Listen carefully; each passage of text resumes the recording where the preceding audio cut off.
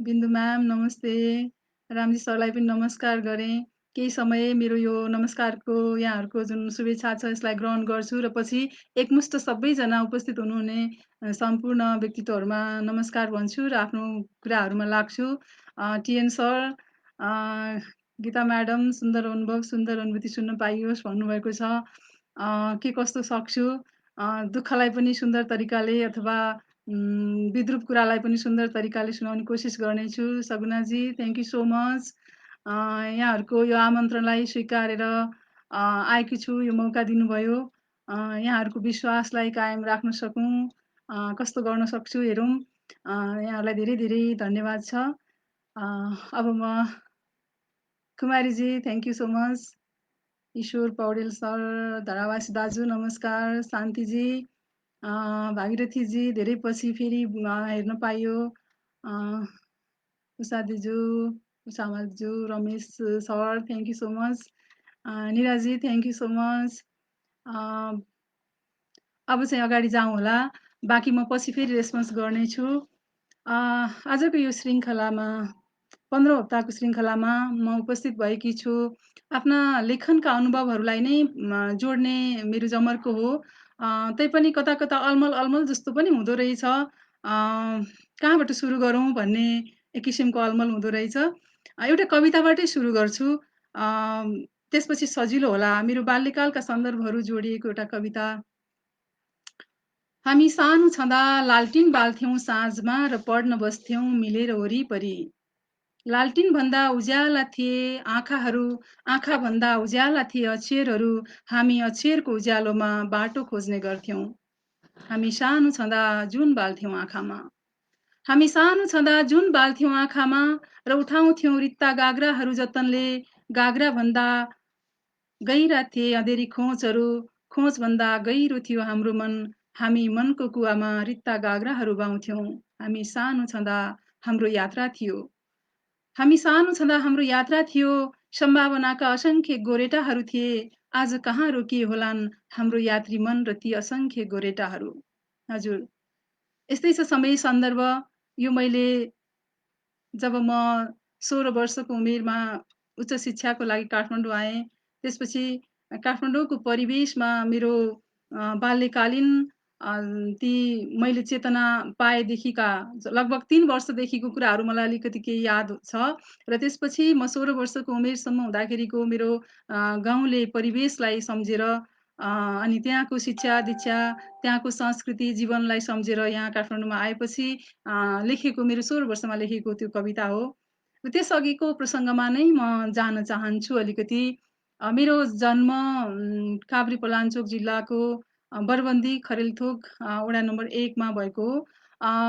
त्यहाँको परिवेश वास्तवमा एउटा प्राकृतिक परिवेश। हामी सबै नै प्राय नेपालीहरू त्यो सौभाग्यशाली छौँ। हामी प्रकृतिको सान्निध्यमा जन्मिन्छौँ, हुर्किन्छौँ र अनि फेरि जीवनको अर्को चरणमा चाहिँ कङ्क्रिटको जङ्गलमा आएर आफ्ना बाँकी सृजनशील समयहरूमा त्यही बाल्यकालीन सन्दर्भहरू जोड्दै बिताउँछौँ। यो हामी सबैको अनुभूतिमा कहीँ न कहीँ जोडिएकै हुन्छ।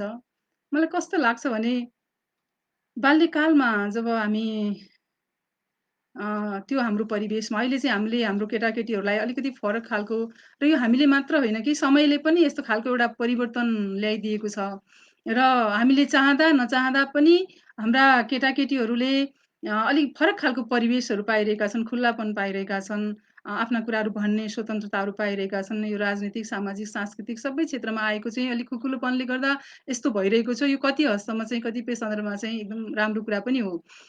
र हाम्रो बाल्यकालमा चाहिँ जति नै एउटा परिवेशहरू निर्माण गर्न सके पनि अधिकांश हाम्रो बाल्यकाल जहाँ गाउँमा बित्छ, त्यहाँ चाहिँ धेरै जसो त हामी आमा बुवाहरूको एउटा सङ्घर्षशील जिन्दगीको एउटा हिस्सा बन्न जान्छौँ। एउटा चाहिँ रहरले जन्माए पनि हुर्काउने क्रममा बाध्यता जस्तो पनि भइदिन सक्छ। किनभने त्यहाँ उहाँहरूले नचाहँदा नचाहँदैको समय दिन नसक्नुको अनि रहरहरू पुरा गरिदिन नसक्नुको र बाल्यकालीन सन्दर्भहरूमा चाहिँ एउटा अनुशासित फ्रेमभित्र हालेर अगाडि बढाउँदाखेरि हाम्रा बाल्यकालीन सन्दर्भहरूमा चाहिँ कति अभावहरू चाहिँ हामीलाई महसुस भइरहेको हुनसक्छ। ती हुँदाहुँदै पनि कहिले-कहिले कस्तो पनि लाग्छ भने बाल्यकालमा बालकहरूको इच्छाहरू चाहिँ त्यसरी नै उपेक्षित भइरहेको हुन्छ। उनीहरूका आवाजहरू त्यसरी नै उपेक्षित भइरहेको हुन्छ। जसरी अहिले पछिल्लो समयमा हामीले हाम्रो लेखनमा, हाम्रो जीवन बाँच्ने, हाम्रो सङ्घर्षको क्षणमा चाहिँ हामी भित्रैको एउटा बाल्य चेतनालाई चाहिँ, सुलभ चेतनालाई, निर्दोषपनालाई चाहिँ हामीले उपेक्षा गरिरहेका हुन्छौँ। मान्छे हामी त वास्तवमा सबै हृदय त राम्रै हुन्छौँ। एउटा हामीले आफ्नै आत्मालाई त ढाँट्न सक्दैनौँ। तर पनि जीवन बाँच्ने उपक्रममा कतिपय सन्दर्भसँग जोडिनु पर्दाखेरि चाहिँ हाम्रो बाल्यकालीन जुन एउटा हामीले त्यो त्यतिखेर नपाएको कुराहरू छ, अहिले हामीले चेतनशील भएर पनि आफैले पनि त्यो कुरालाई चाहिँ मारिरहेका पनि हुँदो रहेछौँ। त्यस्तो कहिले-कहिले लाग्छ मलाई। सन्दर्भमा जाऊँ म चाहिँ अब मेरो लेखकीय जीवनको आरम्भको एउटा पृष्ठभूमि चाहिँ 16 वर्षभन्दा अगाडिको उमेरमा गाउँमै भएको हो। गाउँमा त्यति बेला एउटा राम्रो वातावरण चाहिँ थियो। प्राकृतिक परिवेशको कुरा गरिहालेँ, सामाजिक सांस्कृतिक परिवेशको कुरा गर्दाखेरि चाहिँ त्यही हो संस्कृति र जीवनका सङ्घर्षहरू उस्तै नै हुन् र त्यहाँ संस्कृति भन्ने कुरा चाहिँ मेरो शिक्षासँग चाहिँ बढी जोडिएर आएको हुनाले चाहिँ शिक्षा नै एउटा संस्कृति जस्तो मैले अनुभव गरेँ मेरो बाल्यकालमा। कस्तो भने दैनिक जीवनमा पढ्नुपर्ने कुरालाई चाहिँ एकदमै प्रायोरिटीमा राखिएको। यसको पनि एउटा कारण छ। मैले मेरो बुवालाई सम्झिनुपर्छ यति बेला। बुवाले चाहिँ संस्कृत पढ्नको लागि एकदमै त्यो संस्कृतको बङ्गारा तोड संस्कृत भन्नुभएको छ महाकवि लक्ष्मीप्रसाद देवकोटाले। त्यो पढ्न मन नै लागेन उहाँलाई। अनि त्यसपछि उहाँ 2004 सालतिरको परिवेशमा सानो उमेरमा नै नेपाल छोडेर चाहिँ भाग्नुभएछ कलकत्ता। र त्यहाँ गएर उहाँले अनेक दुःख सङ्घर्ष गरेर उच्च शिक्षा हासिल गर्नुभयो। अनि त्यसपछि अङ्ग्रेजी पढाउने शिक्षकको खाँचो भयो। र हाम्रो घरसँगै त्यति बेला स्वास्थ्य मन्त्री हुनुभएको थियो 2011 सालमा रत्नप्रसाद खरेल ज्यूलाई सम्झिन्छु। उहाँलाई चाहिँ मैले देख्न पाइनँ, तर उहाँका छोराछोरीहरू चाहिँ मेरो बुवालाई चाहिँ शिक्षकको रूपमा, अक्षर चिनाउने शिक्षकको रूपमा, अङ्ग्रेजी पढाउने शिक्षकको रूपमा अत्यन्त आदर गरेर पछिसम्म पनि हाम्रो घरको बाटो हुँदै उहाँको घरमा गइराख्दाखेरि त्यो चिया खान पस्नुहुन्थ्यो। अनि बुवाले चाहिँ ती शिक्षाका कुराहरू, ती विकासका कुराहरू, ती निर्माणका कुराहरू, ती अतीतका कुराहरू उहाँहरूको बुवासँगको सन्दर्भहरू चाहिँ पटक-पटक सम्झेको म त्यो उहाँहरूले कुरा गरेको चाहिँ म सम्झना गर्छु यति बेला। र बुवाको त्यो परिवेशमा चाहिँ बुवा जब फर्केर आउनुभयो आफ्नो एउटा राम्रो 18 वर्षसम्म कलकत्ता बसेर, पढेर आफूलाई त्यहाँनिर एउटा इस्टाब्लिस चाहिँ गरिसकेको एउटा जागिरी जीवन, राम्रो कम्पनीमा चाहिँ जागिर खाइरहेको, त्यो जीवनलाई त्यागेर उहाँ चाहिँ गाउँमा शिक्षा बाँड्नको लागि जब फर्किनुभयो, उहाँले घरको परिवेश चाहिँ असाध्यै राम्रो बनाइदिनु भयो हाम्रो लागि पढ्नको लागि। हामी उहाँका 6 जना छोराछोरी थियौँ। तर हामी असाध्यै अनुशासित किसिमले बुवाको त्यो वातावरणमा हुर्किँदै गयौँ। अ, त्यहाँनिर कस्तो भने गाउँ बेसी हुने, यहाँहरू कतिले भोग्नु पनि भएको होला, तराईतिरको बसोबासमा चाहिँ त्यस्तो हुँदैन होला। पहाडी जनजीवनमा चाहिँ गाउँ बेसीको चाहिँ धेरै सन्दर्भहरू हुन्छ। हाम्रो पनि त्यस्तै थियो। 5 खालबाट बगेर जाने जिगु खोलाको किनारमा हाम्रो घर थियो, बेसीको घर।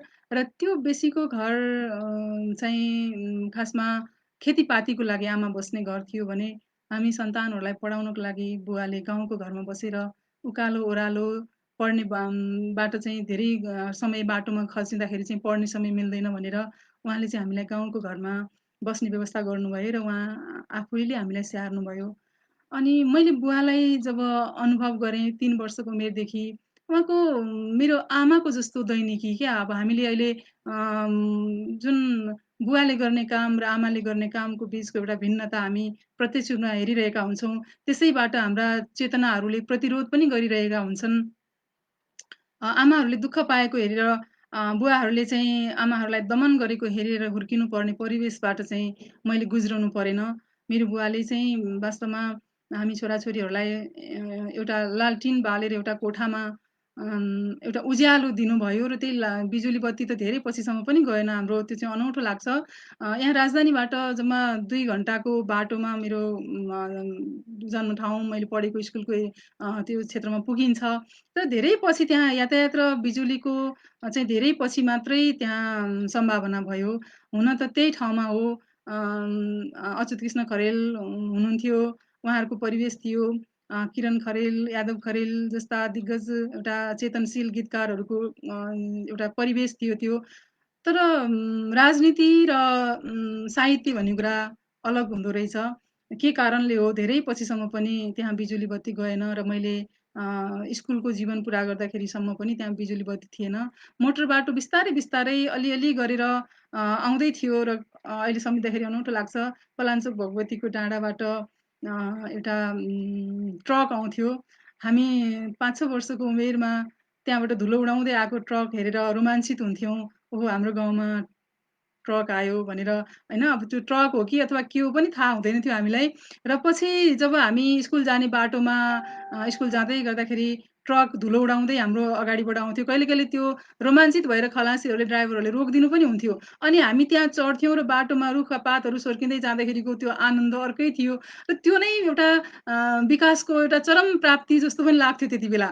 तर बिस्तारै बिस्तारै ती दिनहरू चाहिँ अब पक्की सडकमा पनि रूपान्तरित हुँदैछन् बल्ल र बिजुली बत्ती पनि अहिले त गएको छ। मैले गाउँ छोडेको धेरै वर्ष पछाडि बिजुली बत्ती गएको छ।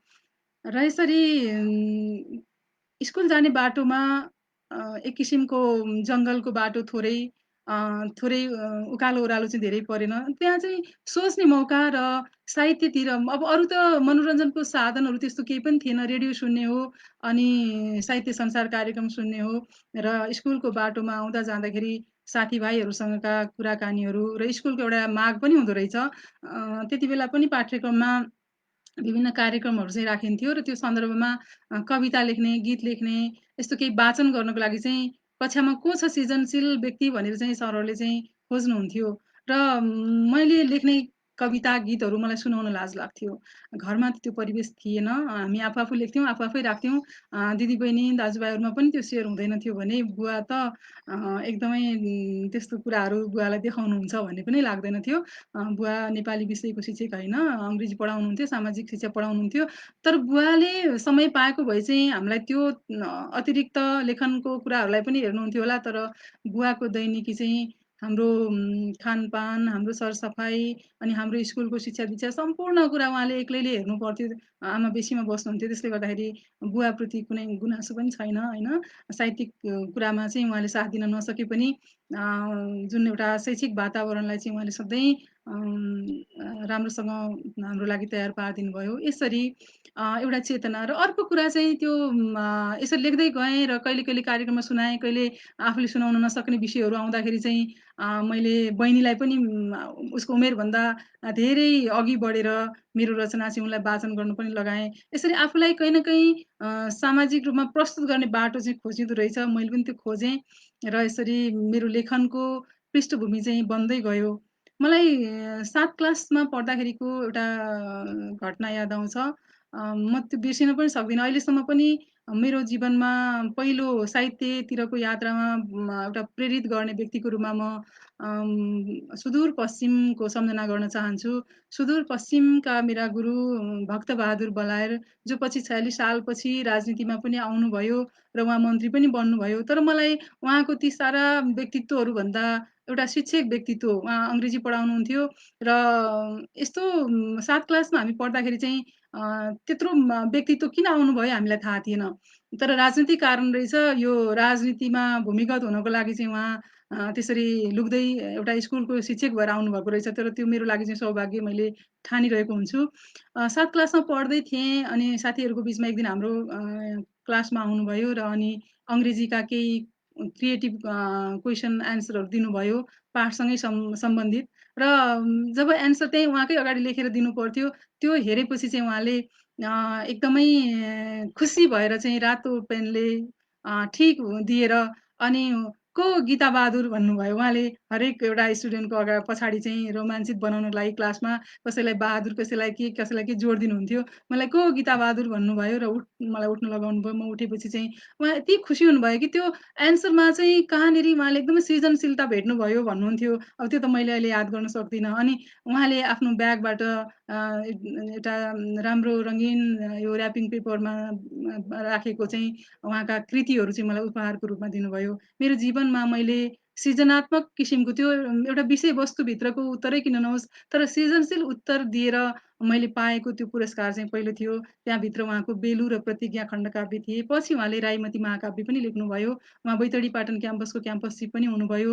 विभिन्न किसिमको उहाँको व्यक्तित्व पछि बाँडियो। तर मेरो लागि त्यो मैले त्यो समयमा 7 क्लासदेखि एसएलसी दिने बेलासम्म जुन बेला चाहिँ अङ्ग्रेजी पढाउने राम्रो टिचरहरू पनि हुनुहुन्थेन, त्यो बेला उहाँले दिएको साथ सहयोग र अनि त्यो सृजनशील क्षमताको लागि उहाँले गरेको प्रेरणा चाहिँ म जहिले पनि सम्झिन्छु। मलाई उहाँको त्यो एउटा भनाइ याद आउँछ। केही सन्दर्भहरूमा कविताहरू लेखेर सुनाऊ भन्नुहुन्थ्यो। सुनाउँथ्यौँ, अरू साथीसँगै म पनि सुनाउँथेँ र उहाँले यस्तो ठाउँमा बसेर यसरी यस्तो सङ्घर्षको बीच पढाइ-लेखाइ यस्तो गर्दाखेरि त यसरी तिमी लेखिरहेको छौ भने खप्तडमा गयौ भने खप्तडको त्यो सुन्दर वातावरणमा कस्तो कविता लेख्थ्यौ होला नेचरसँग नजिक भएर भनिरहनुहुन्थ्यो। के हो म त्यो आधा बुझ्थेँ, आधा बुझ्दैन थिएँ त्यति बेला। तर अहिले अहिले चाहिँ त्यो बुझ्छु। प्रकृति भन्ने कुरा लेखनमा कति महत्त्वपूर्ण छ भन्ने कुरा परोक्ष रूपमा त्यति बेलै मेरा गुरुले मलाई चाहिँ बताउनु भएको थियो। हो त्यस्तै प्रकृतिको छेउबाट म हुर्केर यहाँसम्म आइपुगेको। अर्को कुरा थियो समाज। त्यहाँको समाज चाहिँ एउटा मिश्रित खालको समाज। हामी सबैले बाँचेको समाज त्यस्तै नै हुन्छ, मिश्रित खालको समाज नै हुन्छ प्रायः। र त्यहाँ चाहिँ कस्तो हुनुहुन्थ्यो भने बेसीमा जाँदाखेरि चाहिँ दनुवार जाति अनि परियारहरू, बिसुन्केहरूको बिचमा हाम्रो केही मात्र ब्राह्मणहरूको घर थियो। अनि हाम्रो असाध्यै मिलेको थियो हाम्रो चाहिँ समाजमा एकअर्कालाई केही सामाजिक मर्यादाहरू भनिन्थ्यो त्यति बेला जुन समाजले मान्दै आएको त्यो न दलितहरू त्यसबाट बाहिर आउन चाहनुहुन्थ्यो न हाम्रो बाआमा हजुरबुवा हजुरआमा नै त्यसलाई चाहिँ स्वतन्त्र रूपमा चाहिँ स्वीकार्न चाहनुहुन्थ्यो। त्यो कसैले कसैलाई प्रतिरोध गरे बिना नै सम्बन्ध चाहिँ असाध्यै राम्रो थियो। बाहिर पेटीमै बसेर पनि मेरो बुवा आमाले चिया पकाएर उहाँहरूलाई दिएको, उहाँहरू चाहिँ रमाउँदै चिया खाँदै हामीसँग गफ गरेको, हामीले आफ्नै सन्तान जस्तो माया गरेको त्यो म एकदमै सम्झिन्छु। हामीसँग असाध्यै सामाजिक सद्भाव थियो। अनि दनुवारहरू हुनुहुन्थ्यो। प्राय दनुवार जातिहरू त्यति बेला चाहिँ खेती किसानीहरू गर्ने अनि एउटा सामन्ती प्रथा त फेरि छँदै नै थियो त्यो जहाँ पनि हामी भेटिरहेका हुन्छौँ। अहिलेको जुन पछिल्लो समयमा हामीले पुँजीवादको यो एउटा व्यापक उसमा चाहिँ जिन्दगी बाँच्नु परेको छ, परिवेशहरूलाई हामीले मूल्याङ्कन गरिरहेका हुन्छौँ। हाम्रा लेखनहरू प्रतिरोध चेतनाले आइरहेका हुन्छन्। हामी सैद्धान्तिक रूपमा पछि पढे पनि व्यावहारिक रूपमा यस्ता प्रतिरोधका स्थितिहरूलाई चाहिँ हृदयले हामी आफै बरु यसलाई स्वीकार्थ्यौँ। उहाँहरूले चाहिँ प्रतिरोध नगरिकन निरन्तर रूपमा आफ्नो काममा लागिरहेको पनि देख्थ्यौँ। र त्यो विभिन्न किसिमका सांस्कृतिक परिवेशहरू थिए। त्यसमा उहाँहरूका पनि आफ्नै जीवनशैलीहरू थिए अनि सबैका आफ्ना आफ्ना किसिमका समस्याहरू थिए।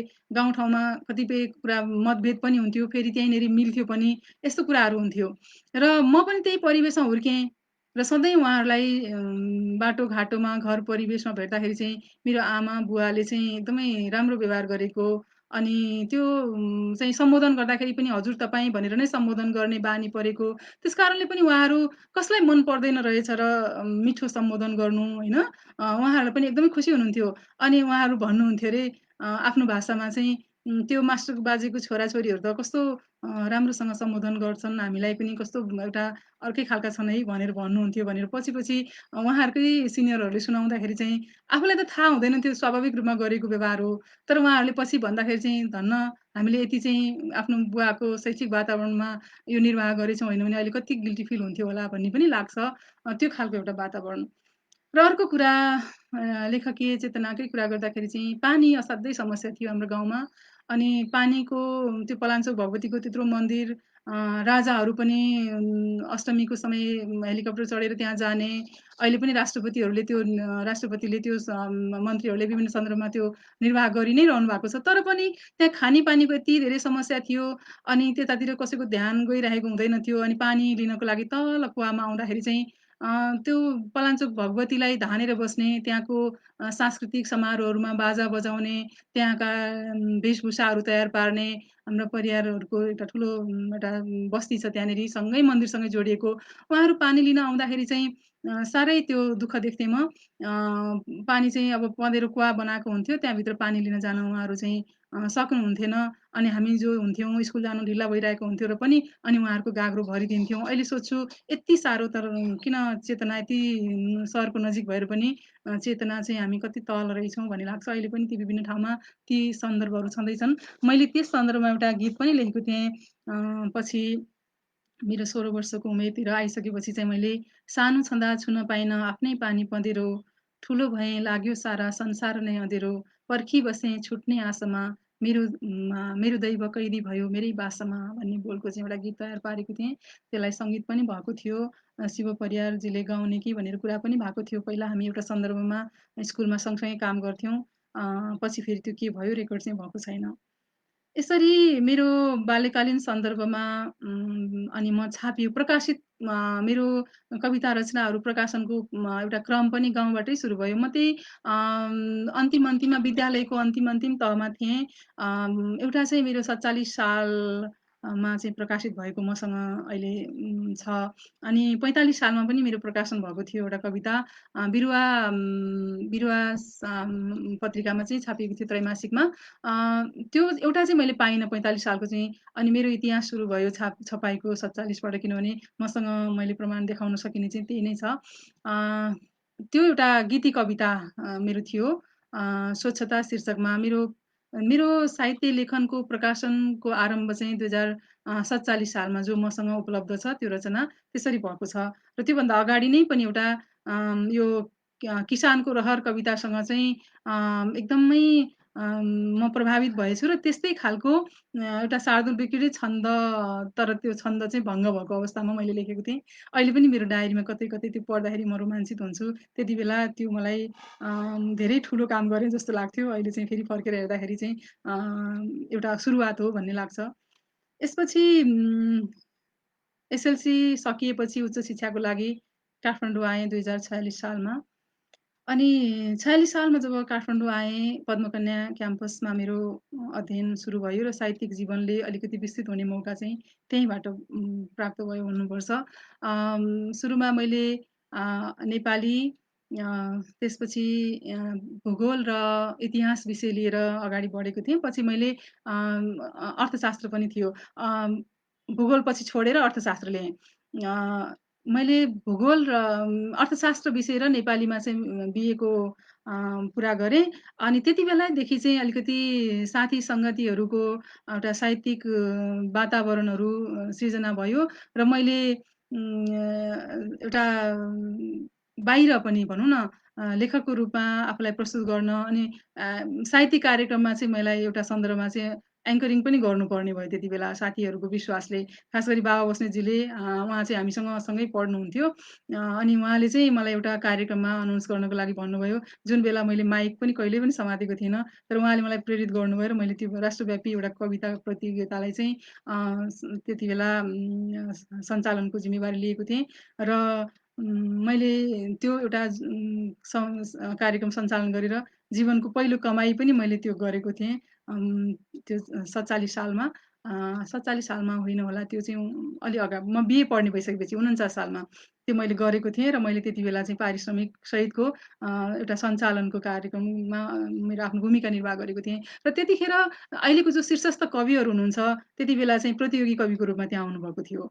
र अनि उहाँहरूका कविताहरू सुन्दै जाँदाखेरि र सँगसँगै त्यो एउटा सहकारी हुँदै जाँदाखेरि कविताहरू लेख्थेँ, डायरीमा राख्थेँ। यसरी नै कविताको यात्रा आरम्भ भयो र जब एमए पढ्ने भइयो, एमएको क्लासमा चाहिँ जब स्नातकोत्तर तहमा नेपाली विषय लिएर पढ्न थालेपछि चाहिँ अनि कविता यात्राले चाहिँ अलिकति विस्तृत रूप लियो भनौँ। अनि कलेजका कार्यक्रमहरूमा चाहिँ कविता सुनाउने, प्रतियोगितामा चाहिँ पुरस्कारहरू पनि पाउने सन्दर्भमा म दाहाल यज्ञनिधि दाइलाई सम्झिन चाहन्छु।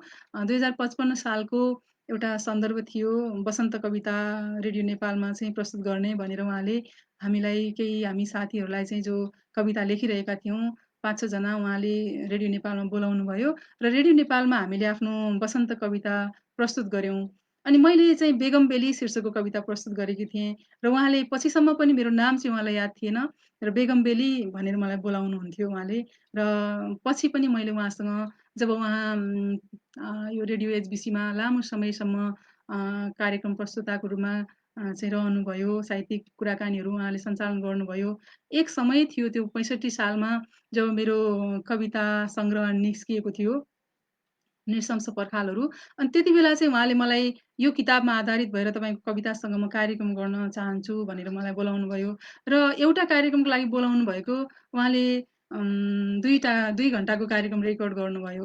अनि त्यति बेलाको एउटा सन्दर्भ सम्झिन्छु। त्यो बेला एउटा घटना घटिरहेको थियो अनि त्यो घटनामा चाहिँ एकजना नानीलाई अब त्यसरी चाहिँ एउटा हराइन् पहिला, पछि चाहिँ कुनै अर्को घरको नोकरले चाहिँ मारेर बोरामा हालेको रहेछ भन्ने कुराहरू चाहिँ सुनेपछि मेरो मन एकदमै विचलित भएको थियो र मैले "नरोपौँ न फुल" भन्ने एउटा कविता एउटा शीर्षकमा लेखेको थिएँ। र त्यो कविता सुनाउँदै दाजु रुनुभएको थियो।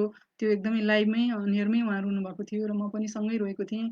त्यो घटनाहरू कविता र जीवनको सन्दर्भ, सामाजिक परिवेश अनि यो त्यसलाई चाहिँ एउटा सामाजिक अज्ञानताको कुरा पनि होला। अनेक किसिमका जुन आजसम्म पनि त्यो यथावतै छ। आज पनि रुने मनहरू, रुने आँखाहरू ओभानो भएका छैनन्। हृदय त्यस्तै नै विक्षिप्त नै हुन्छ यी घटनाहरूले। र त्यही सन्दर्भमा अहिले पछिल्लो समयमा मैले एउटा कविता लेखेको थिएँ। के बोलिरहेको छु म आफैलाई पनि कहिले-कहिले ज्यादा के बोलिरहेँ कि भन्ने पनि लाग्छ। कस्तो भइरहेको छ थाहा छैन। यहाँहरूले सुन्न मन गरेको कुरा बोल्दैछु कि वा मेरो आफ्नै आलापहरू मात्रै बोल्दैछु, त्यो पनि मलाई कस्तो-कस्तो लागिरहेको छ। म त्यो एउटा कविता जुन चाहिँ त्यति बेला मैले "नरोपौँ न फुलहरू" लेखेँ। अहिले चाहिँ मैले यो फाँसीपछि एउटा कविता लेखेको थिएँ। एउटा विश्वासको मृत्यु भन्ने शीर्षकमा। यो पछिल्लो सायद यो चाहिँ लकडाउन सुरु भइसकेपछिकै या त्यही बोर्डरमा लेखेको कविता हो। यो कविता वाचन गरिसकेपछि यहाँहरूले सन्दर्भ थाहा पाउनुहुनेछ। म यो कविता सुनाउन चाहन्छु। एउटा विश्वासको मृत्यु। भर्खर दिएको छ फाँसी उसलाई र उर्लिरहेछ उल्लास चारैतिर। आफ्नो प्रतीक्षित मृत्युभन्दा 100औं गुना भयङ्कर रहेछ ऊ। मेरा आँखाको ओझेलमा सोच्दै नसोचेको त्रासद रहेछ। कहीँ नअटाउन् यो हिंस्रक चरित्र। मेरो कोखको सबैभन्दा स्निग्ध अनुभूति थियो। सोधिरहेछु यसबेला आफैलाई म, कसरी जन्मिएछ मेरो कोमलताबाट यस्तो क्रूर त्रासदी। सम्झन्छु ऊ जन्मदा पनि उत्सव नै भएथ्यो। यसरी नै बाँडिएथ्यो मिठाई। मृत्यु उत्सव मनाइरहेको भिडबीच निरपेक्ष यो गुलियो झैँ किन सक्दैन तटस्थ भइदिन मेरो हृदय।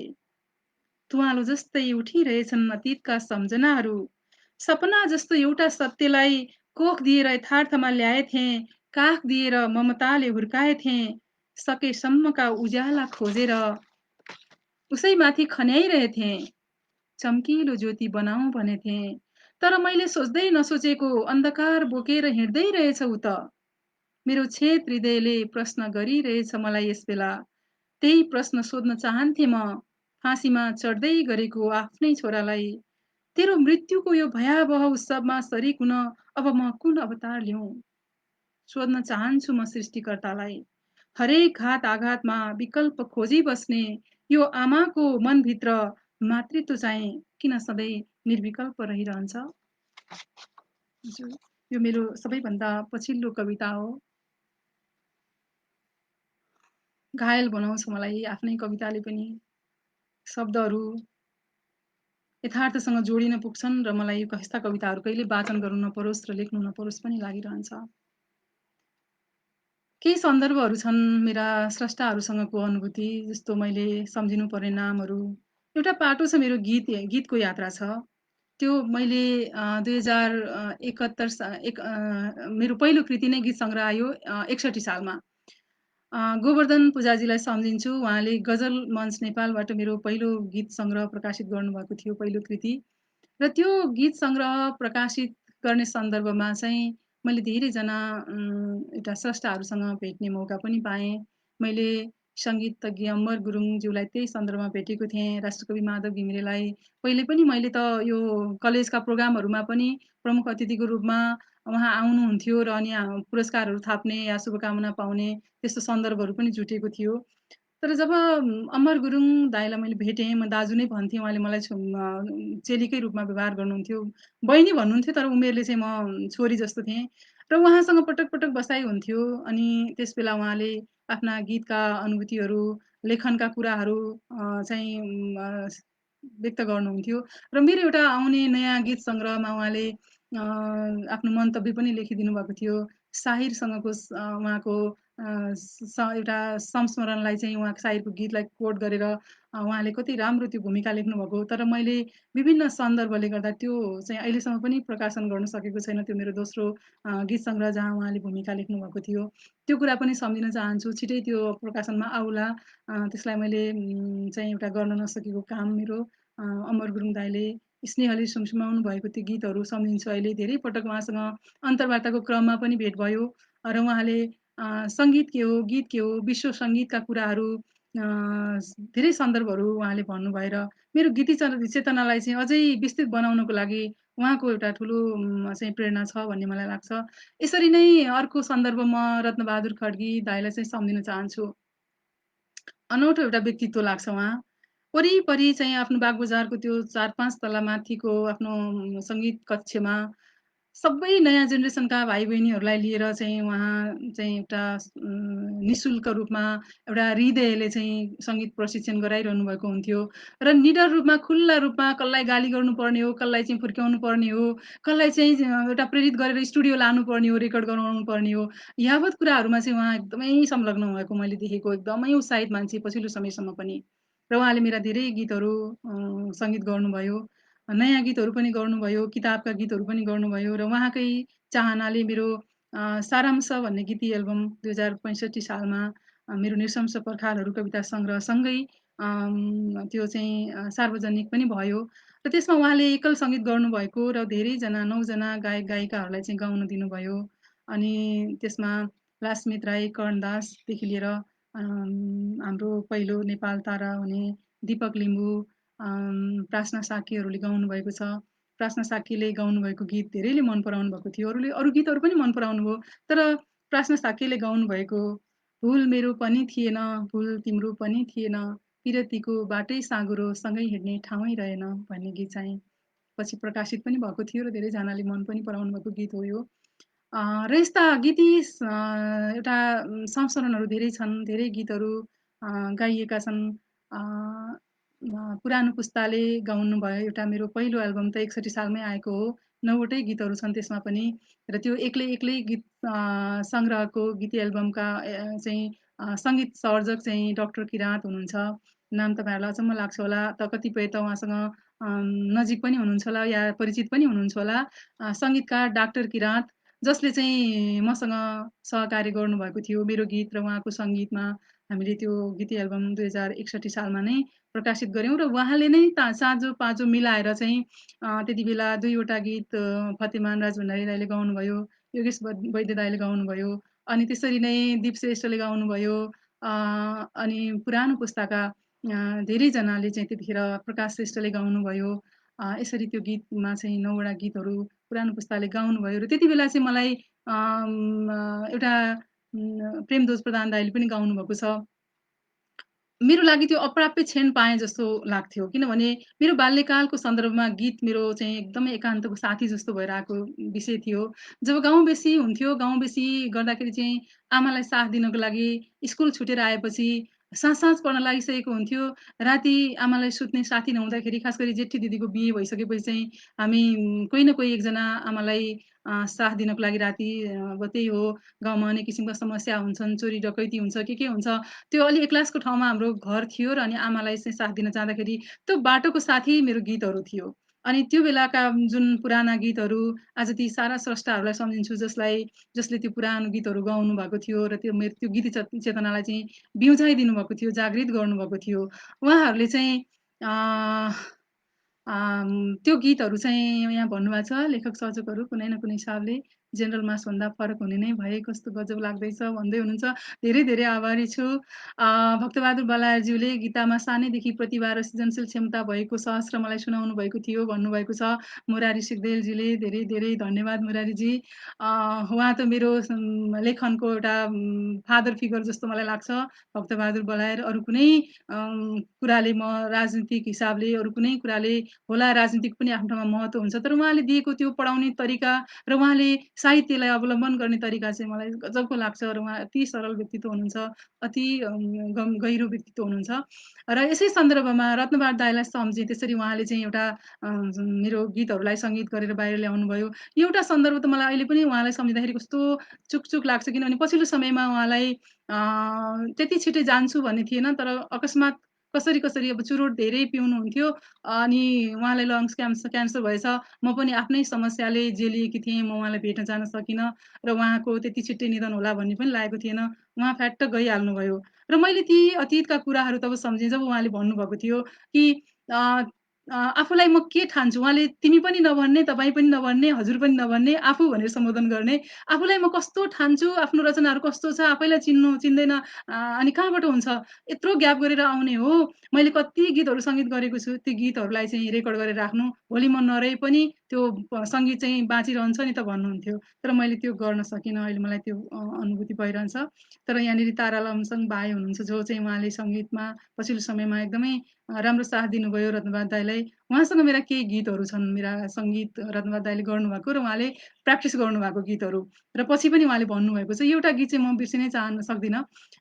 त्यो गीत धेरैजनाले माग्नुभयो रत्नबार दाइसँग, तर उहाँले के भन्नुभयो भने, मेरो छोरा गिटारिस्ट हो, अनि गुलाम अली नेपाल आउँदाखेरि चाहिँ त्यो मेरो छोराले चाहिँ गिटार बजाउँछ, अनि छोरालाई भनेर छोराको माध्यमबाट म गुलाम अलीलाई भेट्छु र यो गीत चाहिँ गुलाम अलीलाई गाउन दिन्छु। कस्तो सपना के उहाँको, एउटा त्यो पुरा हुने सपना हो या पुरा नहुने सपना हो, तर पनि उहाँले त्यत्रो एउटा इच्छा राख्नुभएको थियो गुलाम अलीप्रति। त्यो गीतको बोल मलाई याद छ, दुई अरब चाहिँ, मेरो थुङ्गा बनफुल्का भन्ने गीत सङ्ग्रहभित्र छ त्यो गीत। कुनै आश छैन, कुनै प्यास छैन, बिन्ती मलाई केही नपियाऊ, यो जिन्दगीको कहाँ छ किनारा, त्यसैले यो ढुङ्गा तिमी नखियाऊ। साह्रै राम्रो सङ्गीत गर्नुभएको थियो उहाँले र मलाई भित्र, म गाउन त जान्दिनँ, तर उहाँको त्यो सङ्गीतको एउटा प्रतिध्वनि चाहिँ मभित्र अहिले पनि छ। समय मिल्यो भने अथवा सबै कुराहरू यथावत रह्यो भने म यो गीत चाहिँ उहाँको लागि, उहाँलाई समर्पण गर्दै रेकर्ड गर्ने भन्ने पनि मेरो आफ्नै खर्चमा भए पनि म रेकर्ड गर्छु भनेर चाहिँ एउटा प्रतिबद्धता अहिलेसम्म मभित्र छ। त्यो पछिल्लो समयमा सायद हुन्छ होला। र अर्को कुरा, केही व्यक्तित्वहरू जसलाई भेटेर म चाहिँ साहित्यमा कहिल्यै नथाक्ने, एउटा प्रेरित भइरहने बने। त्यसमा चाहिँ जस्तो नेपालभित्रैका कुरा गर्दाखेरि चाहिँ एकजना मेरो निबन्धका पनि छ। 2070 सालमा निबन्ध सङ्ग्रह आयो, म एक्लो र उदास उस्तै। यसको पृष्ठभूमिमा मैले एउटा निबन्ध, एउटा मधु पर्कले चाहिँ निबन्ध विशेषाङ्क निकाल्ने भएपछि निबन्ध लेख्नु भनेर चाहिँ त्यो भन्नुभएको थियो र मलाई पनि सायद भागीरथी श्रेष्ठ दिदीले हो कि जस्तो पनि लाग्छ। उहाँले मलाई चाहिँ एउटा निबन्ध लेख्नु नि बहिनी भन्नुभयो। मैले म एक्लो र उदास उस्तै शीर्षकमा एउटा निबन्ध लेखेँ र त्यो निबन्ध पढिसकेपछि चाहिँ निर्भय व्यास सरले अति नै त्यसको बारेमा चाहिँ, त्यो निबन्ध लेखिसकेपछि उहाँले मलाई एउटा निबन्धकारको रूपमा चाहिँ तपाईँ स्थापित भइसक्नुभयो भन्ने हिसाबले एउटा अत्यन्त ठुलो प्रेरणा दिनुभयो। त्यसपछि मैले लेख्दै गएँ, छापिँदै पनि गएँ र पछि कलेक्सन आयो त्यो मेरो, म एक्लो र उदास उस्तै शीर्षकमै त्यो मैले चाहिँ त्यो गरेँ, त्यो निबन्ध लेखेँ र सङ्ग्रह प्रकाशित छ। र त्यो निबन्ध सँगसँगै नयाँ निबन्धहरू पनि लेख्ने क्रममा भक्तपुरका हाम्रा संस्कृतिविद विद्वान तेजेश्वर बाबु गोङ्ग सरलाई म सम्झिन चाहन्छु। उहाँसँग मेरो सामान्य परिचय हो। एकाध कार्यक्रमहरूमा उहाँ र म सन्दर्भले मेरो सहभागी पनि लाग्छ। चाहिँ उहाँसँग किताबको बारेमा बोल्नको लागि 1-2 पटक म सँगै मञ्चमा भएको छु र त्यति बेला उहाँसँगको कुराकानी, उहाँले सुनाउने संस्मरणहरू र उहाँभित्रको सांस्कृतिक चेतना देखेर चाहिँ म अलिकति गम्भीर भएको थिएँ उहाँप्रति। र पछि मेरो एउटा त्यो नागरिकमा जस्तो लाग्छ, एउटा पारदर्शी झ्यालहरूको कर्पोरेट आसक्ति भन्ने निबन्ध जो मेरो छापियो। उहाँले पढेर चाहिँ मलाई प्रतिक्रिया फोन गर्नुभयो, अनि नचिनेको नम्बरबाट फोन आयो र उठाएँ, म तेजेश्वर बाबु गोङ्ग बोलेको भनेर। उहाँले जुन कुरा भन्नुभयो त्यो निबन्धको बारेमा चाहिँ म एकदमै स्तब्ध भएँ कि एउटा पुरानो पुस्ता र नयाँ पुस्ताको बीचमा जुन एउटा ग्याप धेरै देख्छौँ हामी, त्यसलाई कम गर्नको लागि चाहिँ केही हाम्रा पुराना स्रष्टाहरूले, पुराना आदरणीय व्यक्तित्वहरूले चाहिँ धेरै ठुलो काम पनि गर्नुभएको छ। मैले यो कुरा चाहिँ तेजेश्वर बाबु गोङ्ग सरले मलाई दिनुभएको त्यो प्रेरणा र सँगसँगै अरू व्यक्तित्वहरूले पनि बेला बखतमा दिनुभएको प्रेरणाहरूलाई चाहिँ मैले त्यस बेला सम्झेँ, जब म सन् 2018 को एउटा साँझ इन्डिया इन्टरनेसनल सेन्टरको एउटा काव्य गोष्ठीमा उपस्थित हुने एउटा सन्दर्भमा थिएँ र त्यहाँ चाहिँ मङ्गलेश डौराल कवि मङ्गलेश डौरालले चाहिँ निमन्त्रणा गर्नु भएपछि म त्यो साँझ त्यहाँ पुगेको थिएँ र कार्यक्रम रहेछ आज कविता शीर्षकमा त्यहाँनिर। अनि त्यो एउटा सानो चुटुक्क परेको हलमा कार्यक्रम भइरहेको थियो। कार्यक्रम सुरु भइसकेको थियो। म गएर बसेँ। अत्यन्त गम्भीरतापूर्वक एकदमै सिनियर लेखक, कविहरू त्यहाँ उपस्थित हुनुहुन्थ्यो र मञ्चमा हुनुहुन्थ्यो। असाध्यै यङ जेनेरेसनका कविहरू, महिला केही अनि केही पुरुषमा 6-7 जना कविहरू चाहिँ त्यहाँ मञ्चमा हुनुहुन्थ्यो र अनि म जाँदाखेरि चाहिँ त्यहाँ कार्यक्रम चाहिँ भइरहेको थियो। कविता वाचन गरिरहेको मैले सुनेँ। अनि पछि अब सबैजना पालैपालो अरू-अरू कविहरूको पनि होला मैले सोचेको थिएँ। तर आज कविताको एउटा सन्दर्भ के रहेछ भने उहाँले त्यो श्रृङ्खलालाई सायद अहिले पनि लगातार गरिराख्नु भएको छ भन्ने मलाई लाग्छ। यदाकदा फोटोहरू पोस्ट गरेको पनि देख्छु त्यो त्यसका सदस्यहरूले। खास गरी उपासना झाजीसँग चाहिँ मेरो त्यसपछि विभिन्न सन्दर्भहरूमा चाहिँ मेसेन्जरमा कुराहरू भइरहेको छ र उहाँले चाहिँ त्यो पोस्ट गरेको देख्छु। र त्यहाँ चाहिँ अशोक वाजपेयी आउनुभयो मञ्चमा। अनि अब उहाँको पालो आएछ सायद उहाँ केही भन्दै हुनुहुन्छ विशेष कुरा अथवा उहाँ चाहिँ केही कविताहरू सुनाउँदै हुनुहुन्छ भन्ने मैले सोचेको थिएँ। तर होइन रहेछ त्यो कार्यक्रमको सञ्चालक चाहिँ अशोक वाजपेयी हुनुहुँदो रहेछ। र नयाँ पुस्ता र पुराना पुस्ताको बीचको जुन एउटा ग्यापलाई कम गर्नको लागि अशोक वाजपेयीले माइक समातेर त्यहाँ उभिनु भएको एउटा कार्यक्रम सञ्चालकको रूपमा। म झस्याङ्ग भएँ। हाम्रो देशमा अझै पनि कार्यक्रम सञ्चालकलाई एउटा बस्ने कुर्सी पनि हुँदैन। त्यो चेतनाले त्यसरी हेरिन्छ के एउटा निश्चित सन्दर्भमा बाहेक हामी कार्यक्रम सञ्चालकलाई हेर्ने दृष्टिकोणमा हामी त्यस्तो खासै परिवर्तन आएको छैन भन्ने लाग्छ। तर त्यहाँ चाहिँ अम, त्यो अशोक वाजपेयी कवि अशोक वाजपेयीलाई कतिचोटि पढेको, कति एउटा श्रद्धाले हेरेको व्यक्ति चाहिँ नयाँ पुस्ताका कविहरूलाई चाहिँ प्रेरणा दिई उहाँको कविताको बारेमा कमेन्ट गरिकन चाहिँ अनि वाचन गर्न बोलाइरहने र जाने बेलामा पनि उहाँको कविताको कमेन्ट गरेर इन्स्पायर गरेर राम्रा पंक्तिहरू भनेर यसरी एउटा समकालीन कविहरूलाई जगाउनको लागि चाहिँ पुरानो पुस्ताले त्यो असाध्यै एउटा अनुकरणीय काम गरेको मैले पाएँ र मलाई मैले पछि एकदमै ग्रेटफुल भएर मङ्गलेश डोभाल कविलाई चाहिँ मैले यो राम्रो एउटा सन्दर्भमा बोलाइदिएकोमा चाहिँ खुसी पनि व्यक्त गरेँ र यहाँ सोचेँ मैले कि नेपालमा पनि हामीले सम्भव भएसम्म यस्तो सन्दर्भहरूमा चाहिँ पालैपालो नयाँ पुस्ताका कविहरूको प्रतिभालाई चाहिँ पुरानो पुस्तासम्म पुर्याउनको लागि यस्तो कामहरू हामीले पनि गर्न सके हुन्थ्यो भन्ने पनि लाग्छ। र यी कुराहरू चाहिँ हामीले अब कतिको गर्न सक्छौँ। अहिले त यो माहौल छैन। अहिले हामी बरु अहिले चाहिँ यो जुमबाट या यस्तै होइन लाइभहरूबाट चाहिँ कविताहरू धेरै प्रसारण भइरहेको पुरानो नयाँ पुस्तालाई जोडिरहेको पाउँछौँ। तर यो भर्चुअल भनेको चाहिँ अब फेरि भर्चुअलै हुन्छ होला। नजिकको आत्मीयता पंक्ति-पंक्तिमा गएर छलफल गर्ने वातावरण यी आदि कुराको लागि त फेरि त्यो आउने दिनहरूमा हामीले सामिप्यता नै कायम राख्नुपर्छ होला।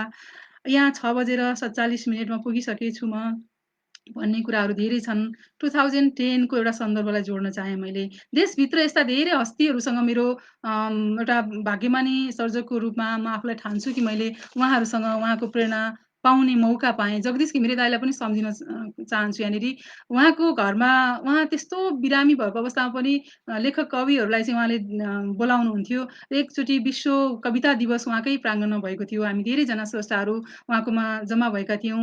र अघिपछि पनि मेरो म एक्लो र उदास उस्तै निबन्धकोमा चाहिँ उहाँका केही आशीर्वचनहरू अथवा उहाँको केही प्रतिक्रियाहरू मैले चाहिँ मागेँ भूमिकाको रूपमा। उहाँले मेरो कविता मेरो निबन्धमा उहाँ चाहिँ निबन्धकारले एउटा कवितात्मक भूमिका लेखिदिनु भयो र अनि त्यो सन्दर्भमा भेट्दाखेरि चाहिँ उहाँले धेरै नारीहरूलाई चाहिँ कसरी हाम्रो मिथकले पनि चाहिँ हामीलाई न्याय दिएको छैन भन्ने कुरा पनि त्यहाँनिर रामायणका महाभारतका प्रसङ्गहरू जुन बेला चाहिँ उहाँ ओरिजिनल रामायण महाभारत पढिरहनु भएको थियो त्यो सन्दर्भमा ती ओरिजिनल चाहिँ भाष्यहरूमा नभएका कुरा पनि हाम्रो यो मिडियाले चाहिँ एउटा बजारले चाहिँ महिलाहरूलाई चाहिँ कसरी एउटा पुँजीवादी संस्कृतिमा ढाल्दै लगेर अनि पुँजी बजारमा महिलाहरूले भन्दै नभनेका कुराहरू महिलाको अस्तित्व नै एउटा सङ्कटमा पर्ने भाष्यहरू निर्माण गरेको छ पुनर्निर्माण गरेको छ भन्ने कुरालाई चाहिँ उहाँले सुनाउनुहुन्थ्यो र अनि खुसी हुँदै यस्ता यस्ता कुरा छन् है महारानी यहाँहरूको काम हो अब यसलाई चाहिँ पुनर्लेखन गर्ने पुनर्व्याख्या गर्ने भनेर चाहिँ उहाँले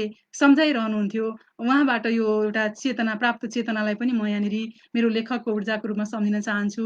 अनि यसै गरी मैले गीतकै कुराहरू जोड्दाखेरि चाहिँ गीत र कविता म सँगसँगै हिँडिरहेको छु। त्यसैले ती स्रष्टाहरूसँगको मेरो सामिप्यलाई म एकदमै सम्झे जति भन्न पनि मन लागिरहेको छ। मैले प्रेम विनोद नन्दन सरलाई सम्झेँ। प्रेम विनोद नन्दन सरलाई चाहिँ 2065 सालमा एउटा काव्य गोष्ठीमा चाहिँ जाँदाखेरि उहाँलाई भेटेको। उहाँको आत्मीयता, उहाँको सहृदयता जसलाई चाहिँ राष्ट्रकवि माधव घिमिरेले नेपाली गीतको गोलसिमल भन्नुभएको रहेछ कुनै सन्दर्भमा। त्यो गोलसिमलले एउटा पितृवत स्नेह दिएको चाहिँ म एकदमै सम्झिन्छु। मैले मेरो छोरालाई पनि लिएर गएको थिएँ, सानो थियो ऊ अनि उसलाई पनि सँगै घुम्न जानु मन लाग्यो। अनि जाँदाखेरि चाहिँ पहिलोचोटि भेटेको प्रेम विनोद सरलाई चाहिँ उहाँले मेरो कविताहरू पढ्नु भएको रहेछ। मलाई अप्रत्यक्ष रूपमा मेरो बारेमा चाहिँ सुन्नु भएको, चिन्नु भएको रहेछ र आउने बेलामा चाहिँ उहाँले "पख्नु है एकछिन" भनेर बाटोमा रोकेर अनि बाटोमा खाजा जस्तो केही बिस्कुट, केही चाउचाउहरू सुटुक्क किनेर झोलामा राखेर चाहिँ खुसुक्क दिनुभयो मलाई र म आँखाभरि आँसु पारेर छुटेर आएँ। फेरि उहाँ काठमाडौँ आउँदाखेरि एक दिन भेटेको थिएँ, धेरै भयो अहिले चाहिँ भेटेको छैन। तर पनि उहाँ जस्तो व्यक्तित्वहरू जो चाहिँ एकचोटि भेट्दाखेरि पनि त्यो पितृवत वात्सल्य चाहिँ मैले पाएको छु र त्यो चाहिँ मलाई एकदमै मैले सम्झिनु पर्ने कुरा लाग्छ र मैले सम्झिन नचाहे पनि त्यो मेरो स्मृतिमा आफै बिउजेर आउने कुराहरू हुन् र रत्नबहादुर दाइलाई त्यसै गरी कहिल्यै बिर्सिन सक्दिनँ म उहाँलाई। र उहाँले दिएको एउटा गीति चेतना र उहाँले चाहिँ सही जजमेन्ट गर्ने उहाँले धेरै गीतहरू सङ्गीत गर्नुभयो। उहाँले सङ्गीत गरेको मेरो गीत चाहिँ हाम्रो स्वरूपराज आचार्यले गाउनु भएको छ। अरू धेरै गायक-गायिकाहरूले गाउनु भएको छ। अनि दिलमाया खाती दिदीलाई पनि सम्झिन्छु। दार्जिलिङसँग म एउटा अनौठो प्रेमले बाँधिएको छु जस्तो लाग्छ गीतकै सन्दर्भले। पेमा लामा दाजुले अहिले पनि मेसेज गरिरहनुहुन्छ। मेरा केही गीतहरू उहाँले सङ्गीत गर्नुभएको छ र म गाउँछु बहिनी, म आउँछु बहिनी भन्दा भन्दै यो लकडाउन सुरु भयो र यसै बिचमा पनि उहाँले बेला-बेलामा मेसेजहरू गर्नुहुन्छ। यतै पनि मैले रेकर्ड गर्ने कोसिस गरिराखेको छु भन्नुहुन्छ। र यसरी मेरा गीतहरूलाई माया गर्ने पेमा दाजुलाई पनि म सम्झिन चाहन्छु, पेमा लामा। अनि त्यसै गरी दिलमाया खाती दिदी जसले मेरो उहाँको बसन्त भन्ने उहाँको चाहिँ दिलमाया भन्ने एल्बम 2006 सालमा उहाँले आफ्नो सङ्गीतको जीवनमा धेरै ग्याप भइसकेपछि फेरि नेपालले प्रेरणा दिएर उहाँ फर्केर आउनुभयो र डाक्टर किराँतकै सङ्गीतमा उहाँले एउटा दिलमाया एल्बम पनि निकाल्नुभयो। जसमा केही चाहिँ गीत डाक्टर किराँतका छन्, केही चाहिँ रत्नबहादुर खड्कीका छन्। त्यहाँ भूपाल राई लगायत गीतकारहरूका गीतहरू सङ्कलन भएको छ। अनि सन्दर्भमा भनौँ त्यहाँ जी शाहको पनि एउटा गीत गाउनु भएको छ उहाँले। त्यो गीत राम्रो छ। मेरो बसन्तमा तिमीलाई कुन्नि के हुने भए भन्ने राम्रो गीत छ त्यो।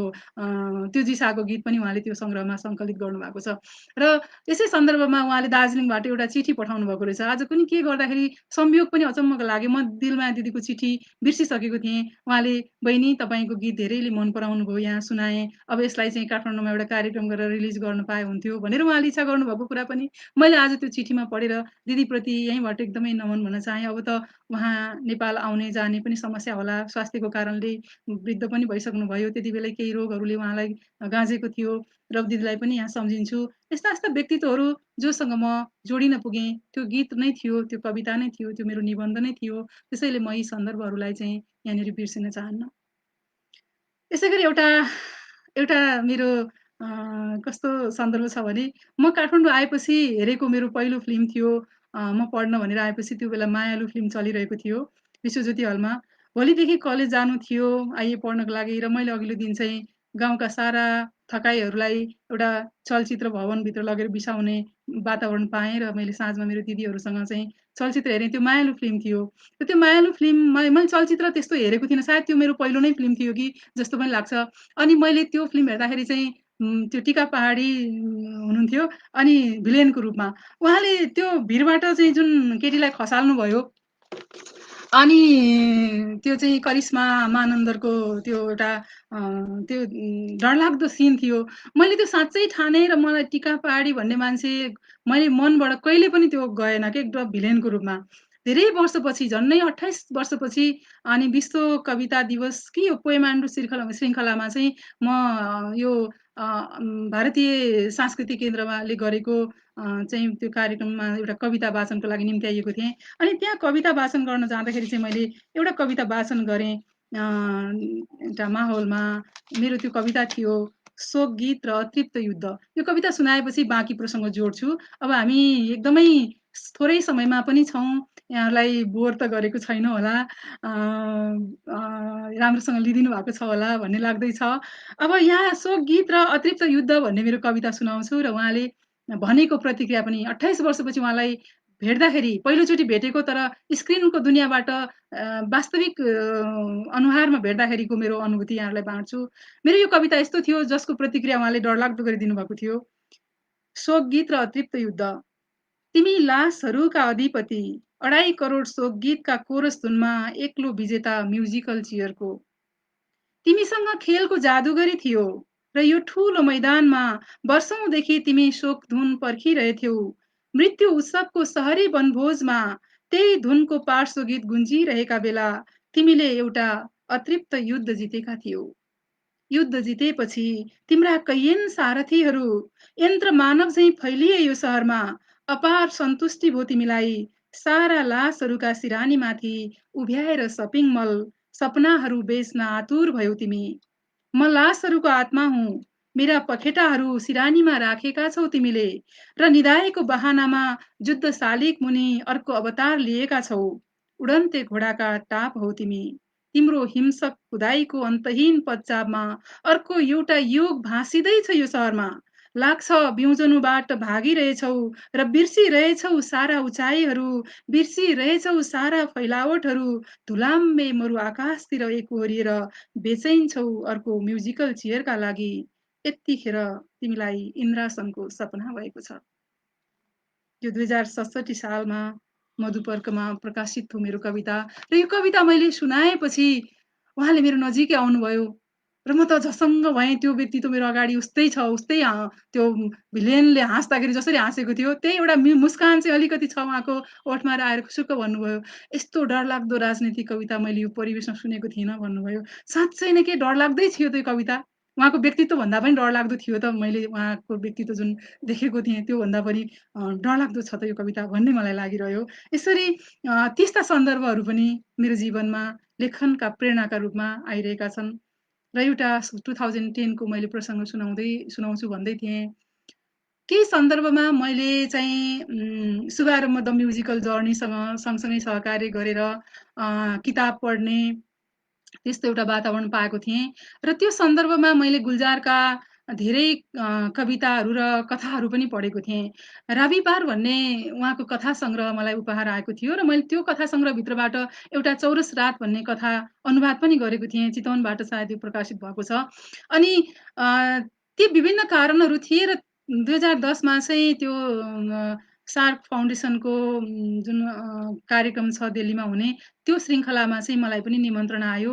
म त्यो कार्यक्रममा सहभागी हुन गएँ र मलाई जुन गुलजारको बारेमा मैले विभिन्न ठाउँमा पढेको थिएँ, उहाँको छोरी मेघनाले लेखेको किताब बिकज इज माई पापी भन्ने यस्तै किताब थियो र यस्तै उहाँको पोखराज लगायतका विभिन्न 100 लिरिक्सहरू यी मैले पढ्दाखेरि चाहिँ उहाँको व्यक्तित्व र अनि गीतहरू सुन्दाखेरि एउटा अर्कै छवि अनि उहाँको कोमलता, उहाँको एउटा रहस्यवादी चेतनाको गीत र अनि असाध्यै साइलेन्ट मौन लेखकको रूपमा चाहिँ त्यो व्यक्तिको नजिक जाने एउटा चाहना, उसलाई नजिकबाट हेर्ने एकदमै ठुलो चाहना थियो।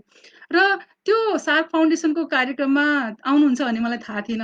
त्यो अघि पनि उहाँ कहिले आउनुभएको थिएन अरे र त्यसपछि पनि दिल्लीमा भएको कार्यक्रममा चाहिँ उहाँ आउनुभएको छैन भन्ने थाहा पाइरहेको छु। र त्यो बेला चाहिँ उहाँ आउनुभयो। जब कार्यक्रमको ओपनिङ सेसन थियो र गुलजार मञ्चमा बस्नुभयो, हामी दर्शक दीर्घामा थियौँ र प्रसङ्गले के भइदियो भने जी मेरो नामको अल्फाबेट र जी गुलजारको नामको अल्फाबेट र त्यो अल्फाबेट अनुसार चाहिँ नाम त्यो हलमा चाहिँ दोस्रो सेसनमा चाहिँ सिट प्लान गरेको रहेछ र म र गुलजार सँगै पऱ्यौँ। मेरो यत्रो ठुलो सपना थियो कि उहाँलाई भेट्ने, सँगै 15 मिनट जति बस्यौँ। म के बोल्ने भएँ र मैले उहाँलाई जानी नजानी मेरो आफ्नो कुराहरू जति भन्न सकेँ।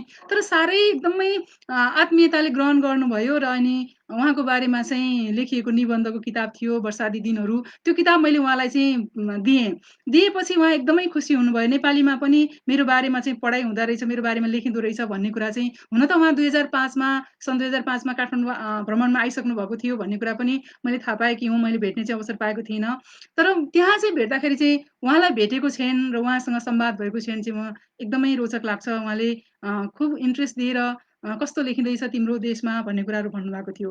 र चियाको सेसनमा पछि बाहिर उहाँसँगै कुँवर नारायणजी बस्नुभएको, त्यो पनि मलाई एकदमै रोचक लाग्छ। कुँवरजीका मैले धेरै कविताहरू पढेको थिएँ, अनि उहाँको समीक्षाहरू पढेको थिएँ। अनि उहाँसँग भेट हुँदाखेरि चाहिँ मलाई एकदमै विश्वकवि जस्तो लाग्यो। किन मलाई कुँवरजी अर्कै खालको व्यक्तित्व लाग्यो। र अनि उहाँले सँगै एकछिन गफ गर्नुभयो। उहाँको श्रीमती हुनुहुन्थ्यो भारती घिमिरे, जसलाई म चाहिँ राष्ट्रकवि माधव घिमिरेको अहिले जुन पत्नी हुनुहुन्छ महाकाली घिमिरे, महाकाली भने पनि गोरी हुनुहुन्छ। उहाँ जस्तै लाग्छ मलाई, पटक-पटक सम्झिन्छु। पछि 2017 मा चाहिँ कुँवरजीको देहान्त भयो। त्योभन्दा 1 वर्ष अगाडि टेलिफोन संवाद भएको थियो हाम्रो, र उहाँले तट पर हूँ पर तटस्थ नहीं भन्ने किताब चाहिँ उहाँको जुन अन्तर्वार्ताहरूको सङ्कलन थियो, त्यो चाहिँ पढिदियोस् भन्ने चाहनुभएको थियो। र पछि एजुकेसनल बुक हाउसले चाहिँ त्यो केही प्रति मगाएर अनि हामीलाई हाम्रो कुरा सुनिदिएर त्यो हामी चाहिँ पढ्न पनि पायौँ। हामीले त्यो पढ्यौँ। मैले एउटा सर्वभक्त दाइलाई, एउटा चाहिँ ध्रुवचन्द्र गौतम सरलाई पनि त्यो पढ्नको लागि उपहारको रूपमा दिएको थिएँ। उहाँहरू खुसी हुनुभएको थियो। त्यो सम्झना कहिले पनि एउटा नमेटिने सम्झना भएर रह्यो। कुँवरजीसँगको सम्झना त अझै विशेष लाग्छ मलाई। उहाँले पछि पनि मसँग बाहिर पटक-पटक आउँदाखेरि चाहिँ कुरा गर्नुभएको, टेलिफोनमा पनि अत्यन्त खुसी भएर कुरा गर्नुभएको। "यससँग कि मेरा कति किताबहरू आएका छन्, म तिम्रो एड्रेस देऊ, नेपालमा पठाइदिन्छु" भन्नुभयो। र मेरो एउटा लेखकीय चेतना र मेरो एउटा मेरो आफ्नै मानवीय चेतनाले पनि त्यो वयोवृद्ध लेखकलाई ती सारा झन्झटहरूमा राख्नुहुन्छ भन्ने मलाई लागेन। र मैले उहाँलाई चाहिँ म आफै यसको लागि चाहिँ पहल गर्छु, यहाँलाई दुःख दिन्न भनेर पछि उहाँका धेरै किताबहरू चाहिँ मैले पढ्ने सन्दर्भ पाएको छु। र एउटा किताब त ध्रुवचन्द्र गौतम सरले चाहिँ मलाई उपहार पनि दिनुभएको छ कुँवरजीको, र म यसरी ती किताबहरूबाट चाहिँ अगाडि बढिरहेको छु। मेरो लेखन र अध्ययन चाहिँ सँगसँगै गइरहेको छ। र समकालीन साथीहरूसँग पनि म सकेसम्म धेरै एउटा संवादमा हुन्छु। धेरै चाहिँ संवादमा रहेर कविहरूसँग विशेष गरी र अरू समालोचकीय एउटा पाटो त अलग्गै छ, जुन चाहिँ मैले आज यहाँनिर खोतल्न भ्याइनँ। अनि त्यो समालोचनाको एउटा जुन छ, पहिला चाहिँ महिलाहरूले समालोचना गर्दाखेरि आरम्भकालीन दिनहरूमा जब महिलाहरू समालोचकको रूपमा आउनुभएको थियो, एकदमै आत्मपरक, प्रभावपरक समालोचनाहरू लिएर आउनुभयो। पछि गार्गी दिदीहरूले समालोचना गर्नुभयो। सुधा त्रिपाठी दिजूहरूले चाहिँ समालोचना गर्नुभयो। उहाँहरूको बेलामा महिलाहरू पनि समालोचना लेख्छन् भन्ने कुरामा एउटा छलाङ मार्नु नै पनि उहाँहरूले चाहिँ एउटा अलिकति स्ट्रङ खालको नारीवादी चेतनालाई लिएर उभिनुपर्ने आवश्यकता थियो समाजमा। अनि लीला लुइटेल दिदीलाई पनि सम्झिन चाहन्छु। उहाँहरूले गर्नुभएको छ आफ्नो ठाउँबाट समालोचनाको क्षेत्रमा एउटा जुन स्तम्भ गाड्ने काम, र अरू पनि नामहरू छन्, यहाँ मैले बिर्सेँ भने पनि त्यहाँ त्यही प्रतिनिधि नामहरूबाट सम्झिनु होला। र अनि त्यही सन्दर्भमा चाहिँ हामीहरू केही नयाँ समालोचनाको लागि आयौँ। ज्ञानु अधिकारीजीलाई सम्झिन्छु। अनि ज्ञानु पाण्डे म्यामहरू चाहिँ अगाडि गरिराख्नु भएको थियो, र हामीलाई उहाँहरूकै प्रेरणा प्राप्त भयो, र हामीले समालोचनामा जस्तो साधना प्रतीक्षाजी हुनुहुन्छ, रजनी ढकालजी हुनुहुन्छ, अनि यसै गरी अनुपमा रेग्मीहरू हुनुहुन्छ। धेरैजना जुन चाहिँ यो समालोचनाको क्षेत्रमा काम गरिरहनु भएको छ। नयाँ पुस्तामा उहाँहरूले वस्तुपरक समालोचना मा चाहिँ काम गरिरहनु भएको छ। अभिघात सिद्धान्त जस्तो सांस्कृतिक समालोचनाहरू भनौँ न। अहिले सांस्कृतिक समालोचनाहरूको समय रहेछ। विश्वमै त्यो रहेछ, र हामी कहाँ पनि त्यो एउटा ट्रेन्ड छ। संस्कृति, सांस्कृतिक चेतना र समाज, राजनीति सबै कुराहरू चाहिँ संस्कृतिभित्र हामीले हेरिरहेका छौँ, र यो अनुशासनात्मक भन्छौँ, इन्टरडिसिप्लिनरी भन्छौँ, जहाँ त्यो माध्यमबाट चाहिँ हामी विभिन्न किसिमका पर्यावरण सम्बन्धी विभिन्न किसिमका चाहिँ गरिरहेका छौँ। अब सायद चाहिँ अब बोल्दा-बोल्दै कति कुराहरू चाहिँ छुट्यो होलान्। अब संवाद पनि गर्न पाइएन जस्तो लाग्यो। अब म यहाँहरूको प्रतिक्रियामा जान्छु र टुङ्ग्याउँछु, किनभने 7 बजेर 2 मिनेट गइसकेछ। भैरवीजी अनि उषादी नमस्कार। अवश्य पुरा हुन्थ्यो होला, किन नहुनु र भन्नुभएको छ दिदीले। त्यो सन्दर्भहरू यहाँ जोड्नु भएको छ। यसै गरी मलाई सुन्नुभयो, यतिन्जेल झेल्नुभयो।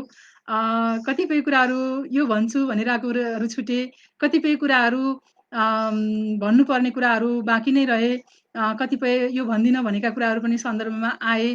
यसरी नै आजको यो बसाइ छुट्यो। गुन्जनलाई सम्झन चाहन्छु म। गुन्जनका दिदीहरूले एकदमै महिला लेखनलाई अगाडि बढाउनको लागि तपस्या नै गर्नुभएको भन्छु। यहाँनिर इल्यादिलाई देख्दैछु। अनि यसरी नै रजनीजी राम्रो बोलिरहेछौ, सुरुदेखि सुन्दैछु भन्नुभएको छ। मेरो प्रिय मित्र, थ्याङ्क यू भेरी मच। यस्तो लाग्छ कि रजनी र गीता भनेको चाहिँ पर्याय जस्तो पनि थियो कुनै बेला, र अहिले पनि हाम्रो आफ्नो आफ्नो परिचय छ। म उनीप्रति एकदमै उनको मित्रताप्रति अत्यन्त खुसी भएर सम्झिने नाम मान्छु म उनको नाम, किनभने हामी सधैँ आइदेखि नै हामी सँगसँगै रह्यौँ शिक्षाको चेतनाको यात्रामा। अनि यसै गरी अरू नामहरू पनि धेरै हुनुहुन्छ। आह्वान समूहमा अर्चना थापा म्यामलाई सम्झिन्छु। उहाँले धेरै कामहरू गरिराख्नु भएको छ र पुरुष र महिला लेखनलाई अलिकति प्रायोरिटीमा राखे पनि पुरुष र महिलाको सन्दर्भहरू जोडेर उहाँले धेरै समाजको परिवर्तनको लागि एउटा कामलाई अगाडि बढाउनु भएको छ। म यहाँनेरि छिन्नलता गीत पुरस्कार गुठीलाई पनि सम्झिन चाहन्छु, जहाँ किरण खरेल दाजुहरू, वासुदेव त्रिपाठी सरहरू, अनि यसै गरी ठाकुर पराजुली सरहरू, दिनेश दाइहरू लगायत थुप्रै गीतकारहरू, सङ्गीतकारहरूले मलाई पत्याउनु भएर त्यहाँनेरि एउटा मेरो एउटा स्थान दिनुभएको छ र मैले चाहिँ त्यहाँ सहकार्य गर्ने मौका दिनुभएको छ। एउटा गीतको व्यक्तित्वलाई चाहिँ त्यहाँ उहाँहरूले चाहिँ केही सिकोस् भनेर त्यहाँ मलाई चाहिँ एउटा सँगसँगै हिँडाउनु भएको छ। उहाँहरूलाई पनि सम्झिन चाहन्छु। र यहाँनेरि जोड्नै पर्ने कुरा एउटा के सम्झिँदै थिएँ आह्वानको कुरा गर्दाखेरि चाहिँ आह्वानले महिला र पुरुषलाई अथवा विभिन्न विचारधाराहरू राख्नेलाई जोडेर चाहिँ कार्यक्रमहरू चाहिँ आयोजना गरिरहँदा मलाई खुब खुसी लाग्छ। किनभने वास्तवमा नारीवादी भन्ने कुरा कोणबाट गर्ने कुराहरू चाहिँ जो पहिला नारीहरूले धेरै गर्नुपर्ने अवस्था पर्यो। तर जुन समाजमा नारीको चेतनाहरूलाई चाहिँ पुरुषले धेरै बोलिदिनुहुन्छ, त्यो समाजको विकास चाहिँ छिट्टै हुन्छ भन्ने लाग्छ मलाई। हामीले भारतकै कुराहरू गर्दाखेरि पनि विजय तेन्दुलकर लगायत विभिन्न नाटककारहरू, चलचित्रकर्मीहरू, विभिन्न स्रष्टाहरूले चाहिँ महिलाको इस्युमा सँगसँगै धेरै बोल्नु भएको छ कि अझ धेरै बोल्नु भएको छ। त्यसले गर्दाखेरि भारतमा त्यो स्वर चाहिँ अलिक बढी व्यापक विस्तृत भएर चेतना चाहिँ अलिक बढी चाँडो फैलिएको पनि लाग्छ।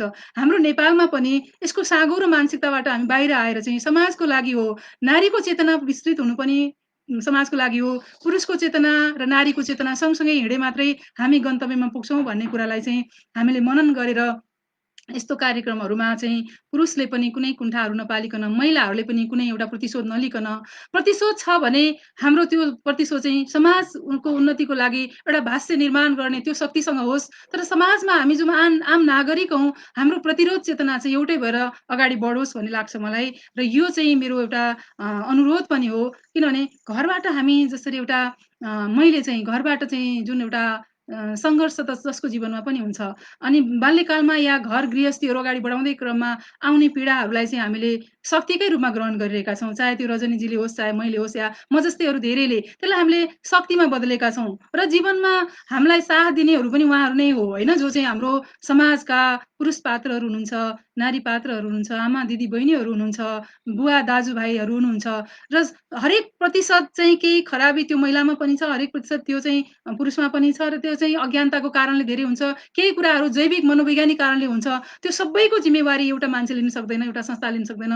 र तर आममा चाहिँ एउटा औसतमा चाहिँ हामीले सँगै सहकार्य गर्नुपर्छ। यहाँहरूको स्नेह त छँदैछ। नेपाली साहित्य चाहिँ एउटा आम समाजको विकासको लागि अहिले जुन एउटा राजनैतिक एउटा अस्थिरता पनि हो, स्थिरताभित्रका पनि विभिन्न विसङ्गति हो, त्यसलाई चाहिँ अगाडि लानको लागि गम्भीर भएर लाग्नुपर्ने चाहिँ साहित्य नै हो भन्ने लाग्छ मलाई। र यसको लागि हामीलाई म पनि यहाँहरूबाट सुझाव, यहाँहरूबाट चाहिँ प्रेरणा प्राप्त गर्न सकौँ र मेरा कलमहरूले कहिले पनि मेरो लागि मात्रै फाइदा हुने कुरा नलेखोस् भन्ने चाहन्छु। र अब सायद अब प्रश्नतिर त के जाने, हामीहरू सबैको पीडा एउटै हो। प्रश्न त्यस्तो मलाई आएको पनि छैन। प्रश्नका लागि अनेक ठाउँहरू छन् र कवि लेखकहरूलाई आउने प्रश्न भनेको चाहिँ कवि लेखकले उठाउने प्रश्न पनि चाहिँ यस्तो प्रश्न उठाओस् जहाँ उत्तर नहोस् भन्नुहुन्छ कवि सुमन पोखरेल। मलाई त्यही सम्झना भयो यहाँनेरि। अनि प्रश्नहरू यति उठ्छ तर त्यसको उत्तर चाहिँ छैन क्या, त्यो आफैले बोध गर्नुपर्ने हुन्छ।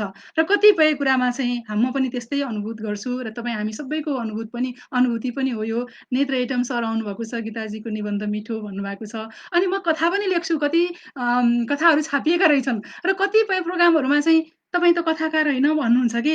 अनि मलाई चाहिँ माफ गर्नुहोला, जताततै हात हालेर अनि बिग्रेला भन्ने चिन्ता पनि जस्तो भुपिनजीले चितवनबाट गर्नुभएको थियो। गीताजी समालोचनातिर जानुभयो, कविताले चाहिँ न्याय नपाउला है भनेर उहाँले मलाई एकदम खबरदारी पनि गर्नुहुन्छ। अनि यस्ता विभिन्न किसिमका कविताहरू म सिलगढीबाट हाम्रो राजा पुनियानीजीलाई पनि सम्झिन चाहन्छु। उहाँका कविताहरू पनि गीतहरू पनि फरक ट्रेन्डबाट आइरहेका छन्, धेरै काम गरिराख्नु भएको छ। र उहाँले अस्ति पब्लिक नामामा पनि मलाई केही सन्दर्भमा जोड्नुभयो र उहाँप्रति पनि म आभार प्रकट गर्न चाहन्छु। र सबैजना एकदमै नाम लिन नभएका मेरा आदरणीय अग्रजहरू, समकालीन साथीभाइहरू, भाइ-बहिनीहरू जो प्रेरित भएर अगाडि आउन चाहनुहुन्छ। मेरो अर्को पाटो छ शिक्षणको 17 वर्ष प्लस 2 मा पढाएँ र अहिले फेरि म त्रिभुवन विश्वविद्यालय अन्तर्गत रहेर रत्नराज लक्ष्मी कलेजमा पढाउँदैछु। त्यहाँ मेरा शिष्यहरू चाहिँ मेरा गुरु जस्ता हुनुहुन्छ अनि त्यो गुरु कर्ममा सहकार्य गर्ने सम्पूर्णलाई पनि सम्झिन चाहन्छु र मेरा गुरुहरूलाई सम्झिन चाहन्छु। विशेष तर यहाँ उपस्थित भएर मलाई चाहिँ सुनिदिनु भयो, मलाई झेल्नुभयो, मलाई प्रेरित गरिरहनु भयो। यो प्रेरणा आगामी दिनको लागि पनि हुनेछ र यति भन्दै अब चाहिँ बिदा मागौँ होला। यहाँहरूप्रति हार्दिक नमन व्यक्त गर्न चाहन्छु। खास गरी सगुनाजी, यहाँसँग प्रत्यक्ष रूपमा म धेरै कम मेरो संवाद भएको छ। अनि त्यो संवादभित्र पनि सायद मलाई यस्तो लाग्छ कि अल्का सरावगी नेपाल आउनु हुँदाखेरि चाहिँ अनि अल्का सरावगीजीसँग म भेट्न गएको थिएँ र यहाँले कार्यक्रम गर्नुभएको थियो। उदयजीसँग संवाद भएको थियो अल्का सरावगीजीको। त्यो भेटले मलाई आज पनि निरन्तरता दिइरहेको छ। अल्का सरावगीका हरेक किताबहरू मलाई पठाइदिनुहुन्छ। म पढिरहेको छु र तपाईँले त्यो संयोग जुराइदिनु भएको पनि अप्रत्यक्ष रूपमा, परोक्ष रूपमा म याद गरिरहेको हुन्छ र आजको दिनको लागि म विशेष आभार प्रकट गर्न चाहन्छु। यहाँले बनाएको यो सङ्कथनहरू, यो भाष्यहरू कुनै दिन कृष्ण धरावासी दाजुका लागि लीला लेखनको, लीला व्याख्याको लागि पनि एउटा सङ्कथन बन्न सक्ला वा अरू धेरै सन्दर्भहरूमा हाम्रा अनुभूतिहरू फरक-फरक छन्। हाम्रा भोगाइहरू तर एकै उद्देश्यको लागि छ र हामीले बोलेका यी कुराहरू चाहिँ भोलि आएर अडियो भिजुअल सन्दर्भको एउटा टेक्स्ट हुन सक्ला र त्यो टेक्स्टको व्याख्या गर्ने कालान्तरमा हामी नरहँदा पनि त्यो जेनेरेसन तयार हुनुहोला र सगुनाजीले यो प्रिजर्भ गरेको चिजहरू चाहिँ भोलिको दिनको लागि इतिहास बन्ला। साह्रै खुसी लागेको छ यो सन्दर्भ यहाँले जुन निरन्तर गर्नुभएको छ र कतिपय स्रष्टाहरू जो हामी सुन्न चाहन्छौँ जसलाई ल्याउनु पर्ने थियो, छुटिरहनु भएको छ कि एकचोटि यसको लागि पनि होमवर्क गर्नुहोला भन्दै यहाँहरूको यो यो दुःखको क्षणको यो दायी अथवा यो एउटा सुन्दर कार्यक्रम यसरी कतिन्जेल निरन्तर रहन्छ, यो चाहिँ चलिरहोस् भन्ने पनि छ र यसको भाष्यले एउटा पुनर्भाष्य, पुनर्व्याख्या, पुनर्चेतना र एउटा अग्रगामी सोचको लागि यसले काम गरोस्। यो एउटा सच्चा इतिहास होस्, स्रष्टाले आफै बोलेको इतिहास जहाँ चाहिँ अरूले तोडफोड गर्ने मौका पनि मिल्दैन, यसलाई जोगाएर राख्नुहुनेछ र यो सब कुराको लागि यहाँप्रति आभार प्रकट गर्दै सिल्की मोहनजीलाई, जसलाई रिचा भनेर आज चिनेकी छु र उहाँहरू सबैप्रति मोहीजीलाई, समाजी सबैप्रति आभार प्रकट गर्दै अब छुट्टी माग्छु। नमस्कार, शुभ सन्ध्या।